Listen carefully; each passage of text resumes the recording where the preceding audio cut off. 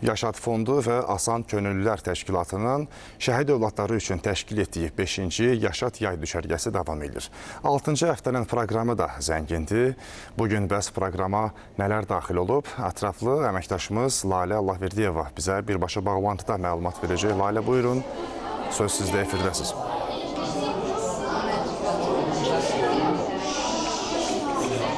Hər vaxtınız xeyir. Yaşad yay düşərgəsinin 6-cı həftəsində bugünün proqramına uşaqlar səhər idmanından başlayıblar. Proqram ənənəvi olaraq psixoloqlarla görüşlə davam edib. Hazırda isə intellektual yarış keçirilir. Burada uşaqların bilikləri yoxlanılır. Onlar sualları cavablandırırlar qrup halında. Daha sonra isə iştirakçılar üçün ağız boşluğu haqqında təlim və müayinə keçiriləcək. Burada da uşaqlar yenə iştirak edəcəklər və mükafatlandırılacaqlar.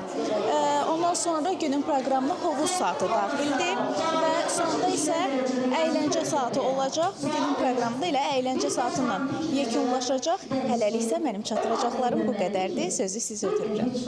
Dənizə çıxmasın. Çox sağ olun Lalə, ətraflı məlumatlar üçün. Bir daha xatırladım ki, bizimlə birbaşa bağlantıda əməkdaşımız Lalə Allahverdiyeva idi.